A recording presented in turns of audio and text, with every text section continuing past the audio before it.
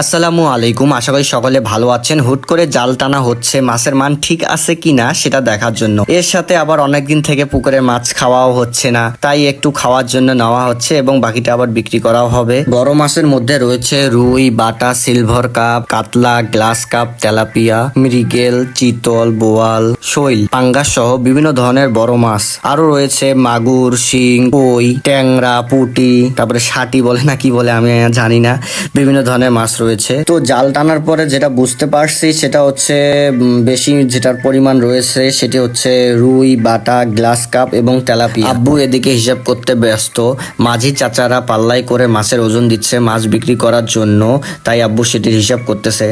তো মাছের মান গতবারের থেকে একটু উন্নত মনে হচ্ছে আমার কাছে। গ্রামে না থাকার কারণে সঠিকভাবে কোনো কিছুই দেখাশোনা হচ্ছে না, পরিচর্যা সঠিকভাবে হচ্ছে না। তো আমাদের পুকুরের মাছগুলো দেখে আপনাদের কাছে কেমন লাগতেছে, মাছের মান ঠিক আছে কিনা সেটা অবশ্যই কমেন্টে জানাইয়েন যারা অভিজ্ঞ রয়েছেন। এদিকে আবার মাছ পেয়ে চাচা অনেক খুশি, তিনি আমাদের কাছ থেকে মাছ কিনে নিয়েছেন। তো এর আগেও আমি ভিডিওতে বলেছিলাম যে গ্রামের মানুষের ভালোবাসাগুলো অন্য ধরনের, যেটা বলতে পারবো না যদি আপনারা আসলে তাদের সাথে না মিশেন সত্যিকারে।